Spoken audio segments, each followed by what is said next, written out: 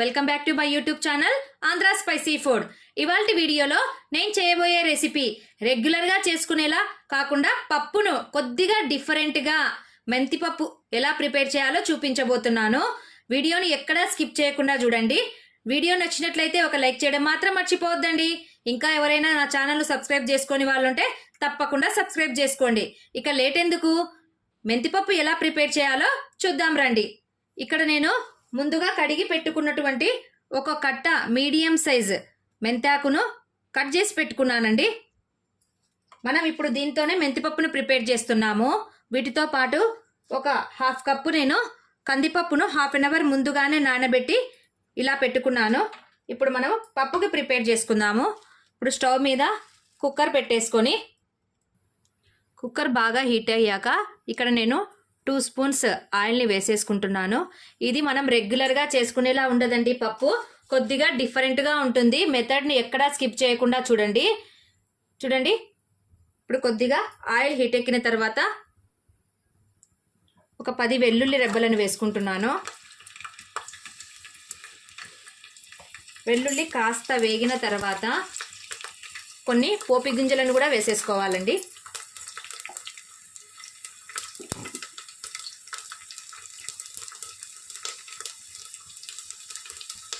ఇప్పుడు కాస్త కరివేపాకును వేసేసుకొని వీటితో పాటు కట్ చేసి పెట్టుకున్నటువంటి ఆనియన్స్ని కూడా వేసేసుకోవాలి.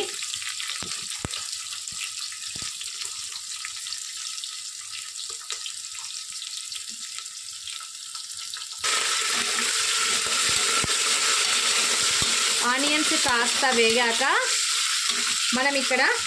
మనం ఎంత పప్పు తీసుకుంటున్నామో ఆ పప్పుకి తగినట్లుగా ఎండుమిర్చిని వేసుకోవాలండి. చూడండి, ఇక్కడ నేను ఒక 10 వరకు ఎండుమిర్చిని తీసుకున్నాను. వీటిని కట్ చేసేసుకొని ఈ విధంగా వేసేసుకోవాలి. చూడండి,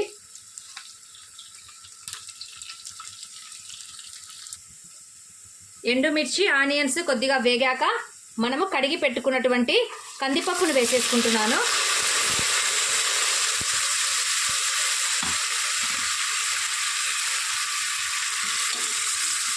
పప్పును ఒక 2 మినిట్స్ బాగా వేపుకోవాలండి.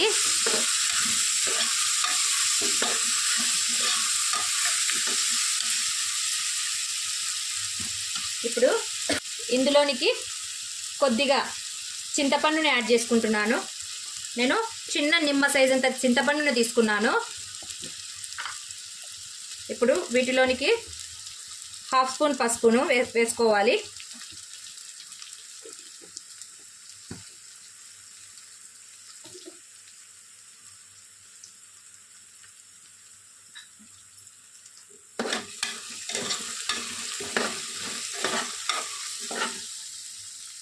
టూ మినిట్స్ తర్వాత కందిపప్పు చూడండి, కొద్దిగా కలర్ చేంజ్ అయినట్లుగా అనిపిస్తుంది కదా, కొద్దిగా ఫ్రై అయినట్లుగా ఉంది. ఇప్పుడు మనము కడిగి పెట్టుకున్నటువంటి మెంతాకును వేసేసుకోవాలి.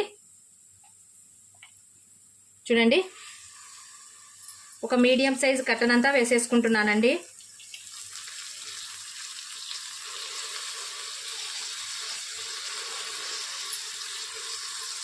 వీటితో పాటే కొద్దిగా ఫ్రెష్ కొత్తిమీరను కూడా వేసేసి ఒక 2 మినిట్స్ వీటిని బాగా మగ్గనిద్దామండి. మళ్ళీ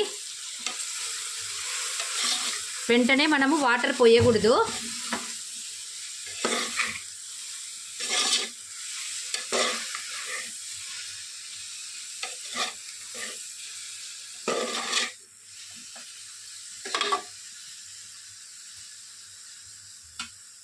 టూ మినిట్స్కి చూస్తే చూడండి, మెంతికూర బాగా మగ్గిపోయింది.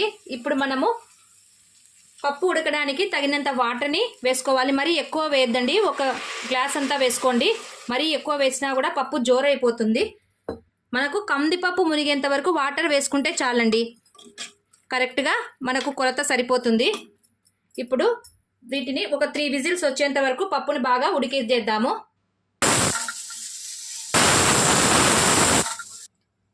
3 విజిల్స్ తర్వాత చూస్తే పప్పు బాగా ఉడికిపోయిందండి. ఇప్పుడు దీన్ని బాగా ఎనుపుకోవాలి. చూడండి ఎంత మెత్తగా అయిపోయిందో. ఇప్పుడు కొద్దిగా సాల్ట్ వేసేసి పప్పును బాగా ఎనిపేసుకుందాము. పప్పు చూడండి ఎంత బాగా మెదిగిపోయిందో. ఇప్పుడు దీనిలోనికి మనము పోపు పెట్టుకోవాల్సిన అవసరం లేదండి. ఆల్రెడీ మనము ఫస్ట్ స్టార్టింగ్లోనే పోపుతోనే మనము పప్పును రెడీ చేసాము కదా, అందుకోసం అనేసి ఒకవేళ మీకు ఇష్టం ఉంటే మళ్ళీ పోపు పెట్టుకోవచ్చండి. నేనైతే పెట్టుకోవడం లేదు. అంతేనండి, ఎంతో రుచిగా ఉండే 10 నిమిషాల్లో కమ్మటి మెంతిపప్పు రెడీ అయిపోయిందండి. మీరు కూడా ఈ రెసిపీని తప్పకుండా ట్రై చేయండి. నా వీడియో నచ్చినట్లయితే లైక్ చేయండి, మీ ఫ్రెండ్స్ అండ్ రిలేటివ్స్కి షేర్ చేయండి. మరిన్ని సింపుల్ అండ్ టేస్టీ రెసిపీస్ కోసం నా ఛానల్ సబ్స్క్రైబ్ చేసుకోవడం మాత్రం మర్చిపోవద్దండి. Thank you for watching. Take care. Bye.